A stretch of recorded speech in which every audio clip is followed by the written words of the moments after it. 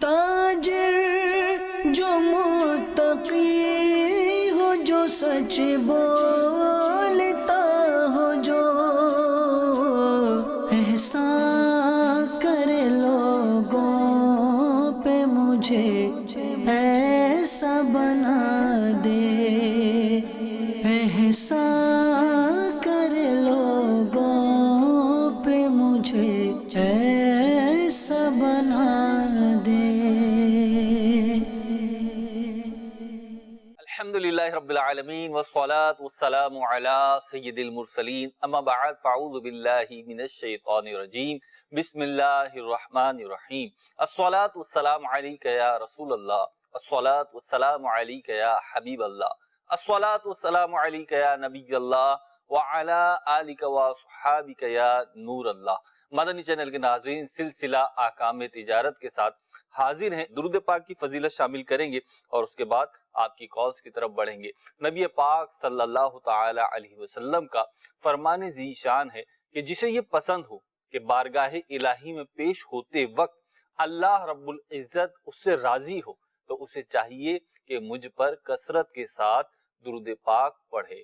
صلو علی الحبیب صلی اللہ تعالی علی محمد صلی اللہ تعالی علیہ وسلم۔ بڑھتے ہیں آپ کی کال کی طرف اور پہلی کال شامل سلسلہ کرتے ہیں۔ جی گلزار احمد صابری ٹیکسلا سے عرض کر رہا ہوں۔ مفتی صاحب سے یہ سوال ہے کہ اکثر کوئی چیز خریدی جائے، چاہے پراپرٹی، گاڑی یا کوئی بھی مال تجارت، تو اس کا سودا کرتے ہوئے بیانہ دیا جاتا ہے یا ڈاؤن پیمنٹ یا ٹوکن، لیکن اگر وہ سودا کینسل ہو جائے، نہ لیا جائے، تو وہ اس کو واپس نہیں کیا جاتا۔ تو جب کوئی اس پہ اصرار کیا جائے تو لینے والا یہ کہتا ہے کہ آپ نے مطلب یہ ڈیل فائنل نہیں کی، تو لہذا جو آپ کا بیانہ ضبط ہو گیا۔ اور اگر بیانہ لینے والا اس چیز کو دینے سے انکار ہو جائے تو وہ کہتا ہے مجھ سے، مطلب دینے والا بیانہ اس کو یہ کہتا ہے کہ آپ اس کا ڈبل بیانہ مجھے واپس کیا جائے میرا، کیونکہ آپ نے اس کو ڈیل کو کینسل کیا ہے۔ تو دونوں کنڈیشن میں رہنمائی فرما دیجئے کہ ایک تو لوگ بیانہ واپس نہیں کرتے، اور دوسرا یہ کہ اگر کوئی بندہ اپنی تجارت یا اس ڈیل سے مکر جائے تو وہ ڈبل دینے کے لیے لوگ اس کو اصرار کرتے ہیں۔ تو یہ دونوں کا یہ لینا دینا کیسا؟ اور دوسرا ایک اور سوال کہ اکثر لوگ بیانہ کرتے ہوئے یہ کہہ دیتے ہیں کہ آپ نے مجھ سے ڈیل کر رہے ہیں، یہ بیانہ آپ مجھے دے رہے ہیں، لیکن اگر آپ یہ ڈیل مکمل نہ کر سکے یا نہ لیا آپ نے، تو یہ بیانہ آپ کا میرے پاس امانت ہے، میں اس کو واپس کر دوں گا۔ اور اگر وہ پھر واپس نہ کرے تو اس کے لیے کیا شرعی حکم ہے؟ دیکھیے، اس مسئلے کے اندر افراط اور تفرید دونوں چیزیں پائی جاتی ہیں۔ ایسا نہیں ہے کہ جناب سارا قصور جو زمانہ ضبط کر رہا ہے اس کا ہے، جو پارٹی ہے اس کا بھی کافی قصور ہوتا ہے۔ زمانے کی ضبطی تو جائز نہیں ہے، سودا جب ہو گیا ہے تو اس کو پھر مکمل کیا جائے یا ختم کر دیا جائے۔ اگر دونوں فریقین ختم کرنے پر راضی ہیں تو بیانہ تو واپس دینا پڑے گا۔ لیکن جو بنیادی غلطی اس کے اندر شامل ہے وہ کہاں سے غلطی شروع ہوتی ہے کہ جب خریدار جو ہے وہ سنجیدگی پر سودا نہیں کرتا، وہ رسک کو لے کر سودا کرتا ہے کہ یہ آر یا پار۔ بعض اوقات اس کے پاس پیسے نہیں ہوتے، صرف ٹوکن کے پیسے ہوتے ہیں۔ بعض اوقات یہ ہوتا ہے کہ اس انتظار میں ہوتا ہے کہ جناب کوئی اور پارٹی مل جائے گی تو ٹھیک ہے، میں مزید آگے بھیج دوں گا، ٹوکن سے کام چلا لیتے ہیں۔ تو خریدار سنجیدہ ہی نہیں ہوتا، وہ سامنے والے کو پریشان کرتا ہے، اذیت میں ڈالتا ہے۔ ظاہر بات ہے بہت ساری پارٹیاں ایک وقت میں کھڑی ہوتی ہیں، پھر بندہ ترجیح دیتا ہے کسی ایک کو، اور پھر بندہ جو ہے وہ پھر کاغذی معاملہ شروع ہوتے ہیں، ڈیل بالکل فائنل ہونے کے قریب ہوتی ہے، پیمنٹ ٹائم جب گزرتا ہے پھر جا کے کہانی کھلتی ہے کہ جناب یہاں تو معاملہ کچھ اور ہے۔ تو یوں ویسٹیج آف ٹائم بہت زیادہ ایسے معاملات کے اندر پائی جاتی ہے۔ لوگوں کو ضرر پہنچتا ہے، اس بات میں تو کوئی شک نہیں ہے، لیکن فقہ حنفی کے جو قواعد ہیں وہ ضرر، اس طرح کا جو ضرر ہے اس کے مقابل میں کسی معاوضہ لینے کو مانے ہیں، یعنی اس طرح کے ضرر کے مقابلے میں کوئی معاوضہ جو ہے وہ نہیں لیا جا سکتا۔ تو پہلی غلطی کو دور کیا جائے کہ جب سنجیدگی ہے اسی وقت سودا کیا جائے، جب میں پیسے ہیں اسی وقت سودا کیا جائے، اور سارے آپشن دیکھ کر سوچ پال کر سودا کیا جائے۔ بیانہ دینے کے بعد اگر کوئی آ جائے جی وہ جی بچوں کی امی نہیں مان رہی، لوکیشن اچھی نہیں ہے، بھائی پہلے دکھا لیتے آپ۔ یہ سارے کے سارے صلاح مشورے اور جتنی بھی جو ہے نا سوچ بچار پہلے کر لینی چاہیے تھی۔ تو جلد بازی آپ کیوں کرتے ہیں؟ جلد بازی کرتے ہیں تو پھر بگاڑ پیدا ہوتا ہے، نہ جانے کتنے لوگ ذہنی اذیت کا شکار ہوتے ہیں۔ بروکر الگ ہوتا ہے، خریدار الگ ہوتا ہے، دیگر جو پارٹیاں تھیں وہ الگ ہوتی ہیں، تو ایک شخص کی غلطی کی وجہ سے اتنا جو ہے بھوچال مچا ہوتا ہے۔ تو ایک بہت بڑی چیز جو اس میں ہوتی ہے کہ جو چیز مارکیٹ میں بکنے آئی آپ نے اس کا سودا کر لیا. جی جی اب جب سودا کر لیا تو جو اسٹیٹ ایجنٹ بیچ رہا ہے وہ ساری امیدوں پہ جو پانی پھرے گا بعد میں وہ تو ایک الگ بات ہے. لیکن مارکیٹ میں ایک جو پرابلم کریٹ ہوتی ہے جو دیکھا ہے مشاہدہ کیا وہ یہ کہ ایک پراپرٹی بکنے آئی اور اب وہ بک گئی, گویا کہ سودا ہو گیا اس کا, لیکن پھر آپ نے ریفیوز کر دیا, آپ بیک ہو گئے.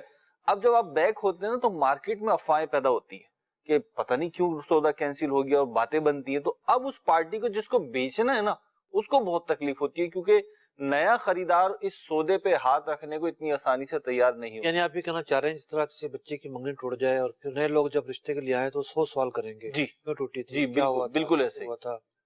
تو بات تو وہی ہے کہ جو میں نے عرض کیا کہ ذہنی اذیت اس کو پہنچ رہی ہوتی ہے اور ایک بوچال کسی کیفیت ہوتی ہے.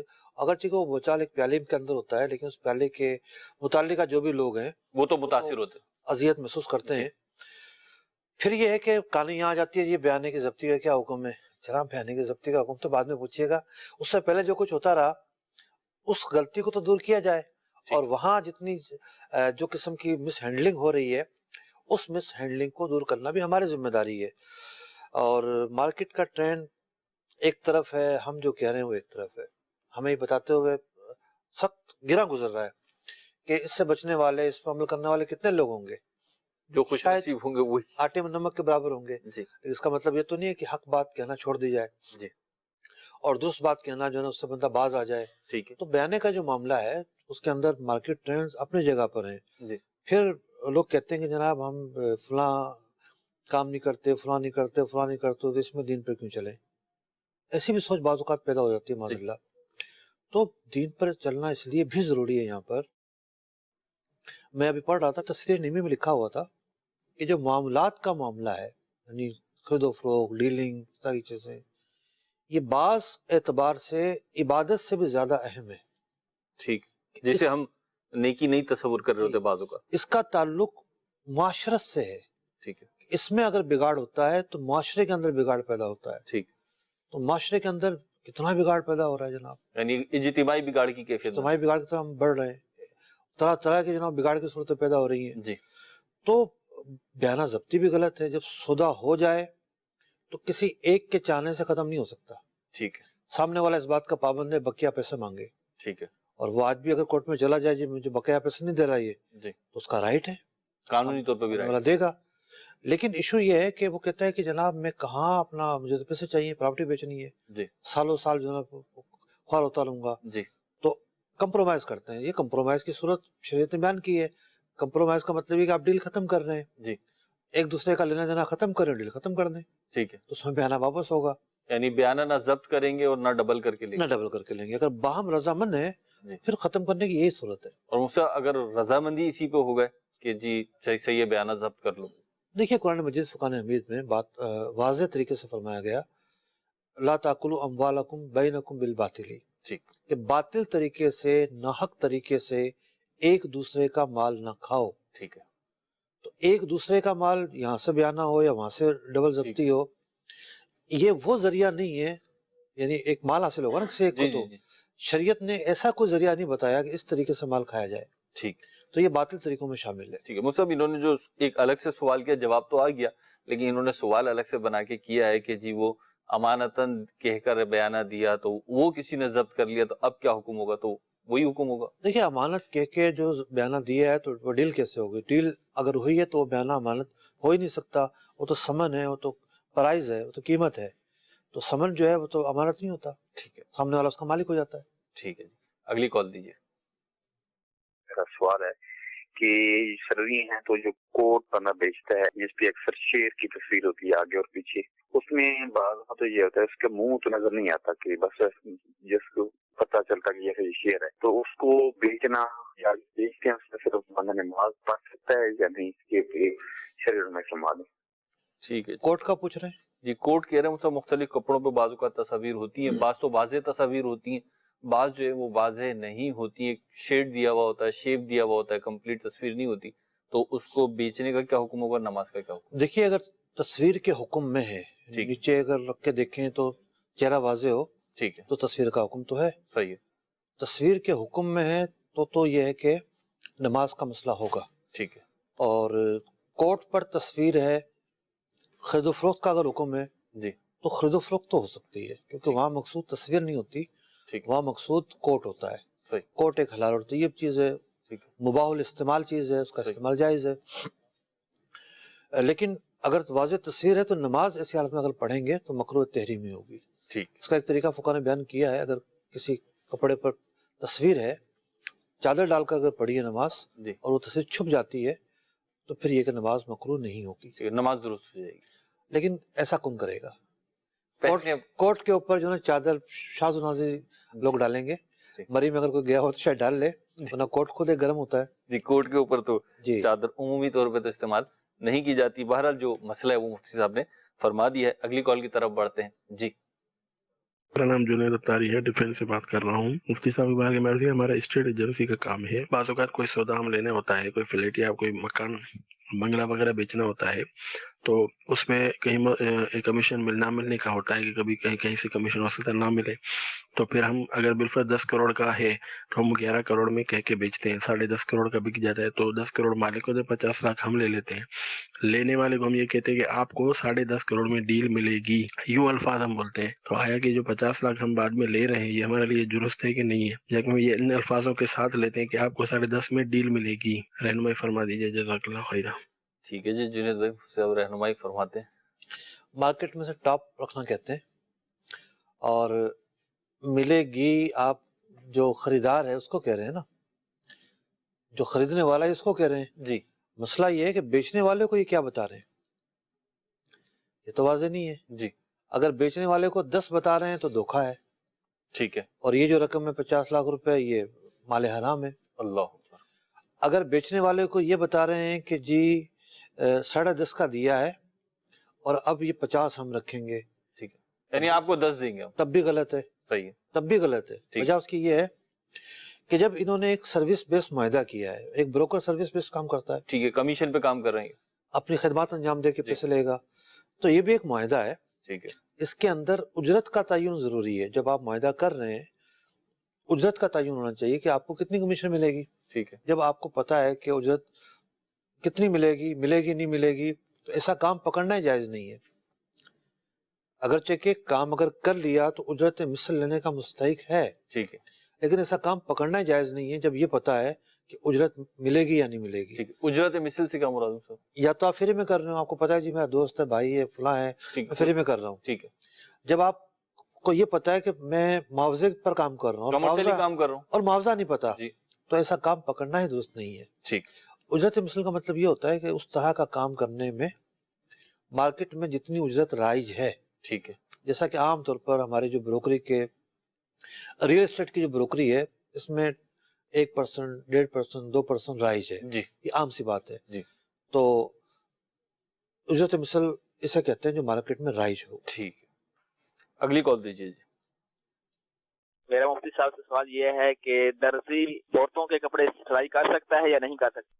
سلائی کرنے میں تو کوئی مسئلہ نہیں ہے، ماپ لینے میں مسئلہ ہے۔ درزی خود اگر ماپ لیتا ہے کسی عورت کا تو یہ تو جائز نہیں ہے، ظاہر بات جسم کو مس کرنا پایا جائے گا۔ ٹھیک، اور اگر وہ اپنا کوئی جوڑا دے دیتی ہے ساتھ میں کہ بھئی یہ میری قمیض ہے، یہ میرا فلاں کپڑا ہے، تو اس کا ماپ لے کے بنا دو، ٹھیک تو ہے، بنانے میں تو کوئی حرج نہیں ہے۔ لیکن یہ ضروری ہے ایسے کپڑے سیے گا کہ جو خلاف شرع نہ ہو۔ اگر کسی کپڑے کے اندر ایسا کوئی عیب ہے کہ شریعت جس کو روکتی ہے، جیسا کہ ہم دیکھتے ہیں کہ بہت ساری پینٹیں پھٹی ہوئی ملتی ہیں، جی، باقاعدہ یعنی نئی پینٹ ہی وہ، جی پھٹی ہوئی ملتی ہیں، جی، اگر اس طرح کی کوئی فرمائش آ گئی اور پتہ ہے کہ جناب یہ باہر پہن کر نکلا جاتا ہے جی، اور ستر نظر آئے گا، تو پھر ایسا ہی وضاقتہ پر لباس سینا یہ تو جائز نہیں ہوگا۔ ٹھیک، یہ تو میں نے ایک مثال دی ہے، اس طرح کی بہت ساری چیزیں پاسبل ہو سکتی ہیں، اور ہو سکتا ہے کہ بالکل سادے کپڑے سیتے ہوں۔ ٹھیک ہے، فیشن منع نہیں ہے، فیشن سے مراد یہ ہے کہ عورتیں جو ہے نا ڈیزائننگ وغیرہ جو ہوتی ہے، ہر ہفتے ایک نیا ڈیزائن آیا ہوتا ہے، جی، یہ گلا اس طرح بنانا ہے تو آستین اس طرح بنانی ہے تو بٹن اس طرح لگانے ہیں تو جناب جو سلائی ہے وہ اس انداز پہ کرنی ہے، یہ منع نہیں ہے اگر اس میں کوئی قباحت نہیں ہے تو۔ ٹھیک ہے، لیکن ایسا انداز ہے کہ جو انداز جسے شریعت روکتی ہے، ایسے انداز پر کپڑا نہیں سی سکتا۔ ٹھیک ہے، اگلی کال دیجیے۔ سر مطلوب صادق بول رہا ہوں جہلم سے۔ سر میرا سوال یہ ہے کہ میرے ایک دوست ہیں تو وہ کام کرتے ہیں بھینسوں کے کاروبار کا، تو وہ مطلب بھینسیں لے آتے ہیں منڈی سے تو ان کو آگے بیچ دیتے ہیں قسطوں پر. مثال کے طور پر اگر انہوں نے 10 لاکھ کی دی تو ہر مہینے یا ہر 3 مہینے کے بعد وہ قسط لیتے ہیں ان کی. فرض کریں 10 لاکھ کی انہوں نے لی ہیں تو اس طرح وہ قسطوں پر تقریباً 13 یا 14 لاکھ کی. تو کیا یہ شرعی طور پر پوچھنا تھا کہ یہ کیا اس طرح دینا جائز ہے یا ناجائز ہے؟ کیا یہ سود کے زمرے میں یا نہیں تو آتا؟ ٹھیک ہے. اللہ تعالیٰ نے قرآن مجید فرقان حمید میں ارشاد فرمایا احل اللہ البیع وحرم الربا کہ اللہ تعالیٰ نے خرید و فروخت کو حلال قرار دیا ہے اور سود کو حرام قرار دیا ہے. تو خریدنا بیچنا جو صورت آپ بیان کر رہے ہیں اس کی بنیاد ہے خرید و فروخت.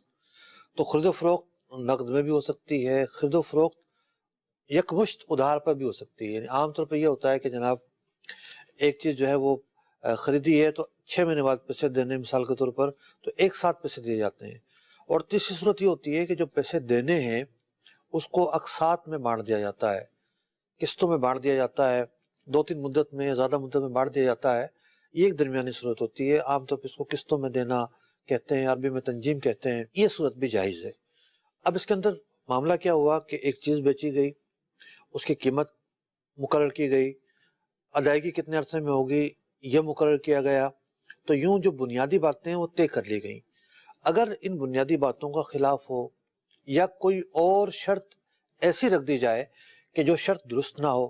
اب بنیادی باتوں کا خلاف کس طرح ہو سکتا ہے کہ بھئی ٹھیک ہے بھینس لے جاؤ، قیمت 6 مہینے میں اگر ادائیگی ہوگی تو اتنے دے دینا، 8 مہینے میں ہوگی تو اتنے دے دینا. تو قیمت تو مقرر ہوئی نہیں اس کی. تو قیمت مقرر ہونی چاہیے، پھر مدت ادائیگی مقرر ہونی چاہیے. اس سے اوپر اگر کسی وجہ سے وقت ہو بھی جاتا ہے تو زائد پیسے نہیں لیے جا سکتے. اب کوئی اور شرط نہ ہو، مثال کے طور پر جرمانے کی شرط رکھ دیتا ہے کوئی کہ جی وقت پر پیسے اگر نہیں دیے جائیں گے تو اتنا جرمانہ دیا جائے گا. تو ایسی شرط بھی درست نہیں ہے. تو فی نفسی ہی یہ کام درست ہے، خرید و فروخت ہے. اور اس کے علاوہ اگر کوئی سوال ہے، کوئی ایسی صورت آپ کے سامنے ہے جی تو وہ آپ بیان کر کے مزید پوچھ سکتے ہیں. مفتی صاحب، کیونکہ بھینس ہے، یہ ہم تجارت جو سنتے ہیں قسطوں پر زیادہ تر جو سوالات آتے ہیں وہ تو زیادہ تر الیکٹرانکس آئٹم اور اس طرح کی بے جان چیزوں کے آتے ہیں. بھینس جو ہے وہ تو ایک جاندار ہے. اگر یہ اس کو کوئی نقصان پہنچتا ہے یا یہ مر جاتی ہے بھینس تو اب اس کا ذمہ دار کون ہوگا؟ اور آیا یہ قسطوں پہ دینے والا جو ہے قسطیں لینے کا حقدار بنے گا یا نہیں بنے گا؟ تھوڑے دیر پہلے آپ مسکرا رہے تھے جی کہ جناب سائل نے کہا کہ یہ امانت ہے اور میں نے کہا کہ یہ سمن ہے. جی ٹھیک ہے، آپ کس بات پہ مسکرا رہے تھے اس کا مجھے اندازہ ہے کہ آپ کے ذہن میں یہی بات ہوگی کہ یہاں جڑ پکڑ لی گئی ہے. جی ٹھیک ہے مسئلے کی، تو مسئلہ یہاں وہاں نہیں ہو سکتا. تو یہاں بھی جو فقہ اسلامی ہے بڑی مضبوط جڑ پکڑتی ہے. ٹھیک ہے. جب یہ کہا کہ عقد بے ہے، جی عقد خرید و فروخت ہے، ٹھیک ہے، معاہدہ ہے. معاہدے تو بہت سارے ہوتے ہیں، ٹھیک ہے. 50 معاہدے ہوتے ہیں. ٹھیک ہے. معاہدہ خرید و فروخت ہے. ٹھیک ہے. تو معاہدہ خرید و فروخت کے اندر بنیادی اصول یہ ہے کہ جو چیز بیچی گئی ہے جی جب تک خریدار کے حوالے نہیں کی گئی ہے جی اس کا رزق بیچنے والے پر ہے. ٹھیک ہے. اور خریدار کے حوالے کر دی جی اب اس کا رزق خریدنے والے پر ہے. ٹھیک ہے. بیچنے والا اس سے کوئی تعلق نہیں رکھتا. صحیح ہے. جب قبضہ مالک ہی اس کا خریدار ہے. ٹھیک ہے. مالک تو وہ پہلے بھی بن گیا ہے، صحیح. لیکن اس کے قبضے میں آنے سے پہلے رزق اس کی طرف ٹرانسفر نہیں ہوا ہے. ٹھیک. تو لیکن جب قبضہ دے دیا گیا ہے تو اب مالک کے ساتھ ساتھ رزق بھی اس کی طرف ٹرانسفر ہو گیا ہے. ٹھیک. اگلی کال کی طرف بڑھتے ہیں اور دیکھتے ہیں کیا سوال ہو رہا ہے. محمد سلیم رضا اتاری احمد پور شرکیہ مہراوالا سے عرض کر رہا ہوں. میرا مفتی صاحب کی خدمت میں یہ سوال ہے کہ اگر کوئی شخص کسی بھی دکان سے ماہانہ کھاتے پر سودا اٹھاتا ہے تو اگر کوئی شخص یہ کرے کہ جس دن اس نے وہ سودا لیا ہے کھاتے میں وہ اس دن کے ریٹ اسے نہیں لگاتا اور جب مہینہ ختم ہوتا ہے تو ریٹ سودوں کے بڑھتے رہتے ہیں، وہ آخر میں جا کر سودوں کے ریٹ لگاتا ہے، تو کیا اس طریقے کا کرنا جائز ہے؟ کیونکہ جس دن وہ اس نے سودے ایک ساتھ مہینے کی ادھار پر لیے تھے کھاتے میں لکھوائے تھے تو ریٹ کم تھا، تو مہینے کے بعد ایٹمز کے ریٹ بڑھ گئے تو وہ آخر والے ریٹ لگاتا ہے. اس طریقے کا کرنا کیسا؟ اس معاملے میں جواب عطا فرما دیجئے. جزاک اللہ خیرہ. دیکھیے جو سوال آپ نے پوچھا ہے اس کے اندر جو خرید و فروخت کی ایک بنیادی شرط ہے وہ نہیں پائی جا رہی. بنیادی شرط یہ ہے کہ سودا کرتے ہوئے قیمت کا تعین ہونا ضروری ہے. سودا करते हुए जो कीमत है वही कीमत लगाई जाएगी और इस कीमत का सामने वाले को पता होना भी ज़रूरी है। मिसाल के तौर पर आप रोज़ाना दूध खरीद रहे हैं, रोज़ाना जब आप दूध खरीद रहे हैं तो रोज़ाना कीमत पूछने की ज़रूरत भी नहीं है। ठीक है, अंडरस्टूड होता है कि जनाब 100 रुपये किलो है तो कल था तो आज भी 100 रुपये किलो ही होगा। लेकिन जब कीमत बढ़ रही है तो दुकानदार की जिम्मेदारी है कि वो बता दे, लिख कर लगा दे कीमत बढ़ चुकी है। ठीक है तो यूं एक खिलाफ मामूल जो चीज़ हुई वो सामने आ जाएगी। जी, अब दाल हो गई, आटा हो गया और इस तरह का खुश्क जो राशन हो गया, जी, इनकी जो कीमत है वो रोज़ाना नहीं बदलती। जी, तो यही होता है कि जनाब जो कीमत चल रही है उसी पर दारोमदार है। ऐसे ही, जब कीमत तब्दील हुई है तो बताया जाए कि अब कीमत तब्दील हो गई है। ठीक है, लेकिन जनाब पूरा महीना खरीदारी होती रही और कीमत आप बाद में लगाएंगे, जी, ये अमल गैर शरई है और दुकानदार के लिए ऐसे सौदे की जो कीमत की जो मुनाफा है वो हलाल नहीं है और ठीक। ना ही कस्टमर के लिए जायज़ है कि उस तरह का सौदा करेगा। ठीक है, यानी जो इजाफी रकम ले रहा है जी वो। हाँ, नहीं कस्टमर के लिए तो ऐसा सौदा करना ही जायज़ नहीं है, ठीक है, इजाफी हो या ना हो, भाई दुकानदार वही कीमत लिखता हो जो एक महीने पहले थी। उनके लिए जो वो आमदनी या वो कीमत जो हलाल नहीं है। दुकानदार वही कीमत लिखता है, जी, बढ़ाता भी नहीं है, ठीक है, लेकिन वो इसमें रहता है कि बढ़ गई तो मैं ज्यादा लिखूंगा, जी, तब भी जायज नहीं है। यानी नहीं बढ़ी जब भी। जी हाँ, क्योंकि सौदा इस हालत पर किया गया कि उसकी कीमत मुतय्यन नहीं की गई थी। ठीक है, तो कीमत तय कर लें पहले और फिर सौदा करें जवाज की सूरत है, सीधी सीधी। और बाज़ औक़ात मुझसे ये होता है कि यानी ना हल बिन मस्जिद की तो हर किसी की कैफियत होती है, हर कोई चाहता है कि मेरी आमदनी बढ़े और इनकम बढ़े, उसके लिए मुख्तलिफ जो है वो चीज़ें लॉन्च करता है, मुख्तलिफ जो है वो लालच देता है कस्टमर्स को। उसी में से एक ये भी है, बाज़ दुकानदार करते हैं कि जी आप सौदा ले जाएं और बिल उमूम जो किरियाना की दुकानें होती हैं, परचून की दुकानें होती हैं, उन पे ये हो रहा होता है। इनका सवाल भी वही है, अब वो भी यही चाह रहा होता है फ़ायदा आ जाए, लेकिन बहरहाल मुफ्ती साहब ने जैसे बयान किया। नहीं देखिए, होता क्या है कि जब रोजाना चीज दी जा रही है जी, तो रजिस्टर में तो लिख रहे होंगे ना। बिल्कुल लिखा है। जब लिख रहे हैं तो फिर कीमत क्यों नहीं लिख रहे आप? क्वांटिटी जब आप लिख रहे हैं रोजाना जी, तो कीमत क्यों नहीं लिख रहे? कीमत भी लिखते हैं उससे, कीमत भी उमूमी तौर लिखे। पे तो कीमत भी हाँ, लिखते हैं। अगली कॉल दीजिए जी। सवाल ये है सर कि हमने ना एक रकबा लिया है, उसकी पेमेंट हमने तकरीबन जो है 75% दे दी है, 25% रह गई है, उसका टाइम गुजर गया था तो हमारे पास अरेंज नहीं हो सका। अब जिन बंदों से हमने वो रकबा लिया है वो कह रहे हैं हमारे जो पैसे बाकी है 25%, उनके साथ हमें जो है ना और पैसे लगा के जो है मुनाफे के दें। क्या ये जायज है उनका लेना, हमारा देना जायज है उनको? देखिए मामला ये है कि 75% रकम दिया जाना एक बहुत बड़ी बात होती है जी, यानी एक तो ये कि मुआहदे की पाबंदी तो दोनों फरीक को करना जरूरी है। ठीक है, जो मुद्दत अदायगी है उस मुद्दत अदायगी पर रकम अदा करें, किसी से कर्ज लेकर अदा करें, ये इनकी एक जिम्मेदारी है खरीदार की। खरीदार की। ठीक है, बिल फर्ज किसी क्राइसिस का सामना हो गया, कोई ऐसी अनहोनी हो गई कि जिसका इनको अंदाजा नहीं था। जी, अगर तो पहले से पता था कि जनाब हमने यही करना है तो फिर तो ये मोरद इल्जाम है, ठीक है, इन पर सारा इल्जाम आएगा। लेकिन अगर एक ना होते हुए, ना चाहते हुए, गैर मुतवक्के तौर पर ऐसी कैफियत से दो चार हो गए हैं और अब कोई और तरीका भी नहीं है, जी, तो कुरान पाक ये कहता है कि तंगदस्त को मोहलत देना वाजिब है।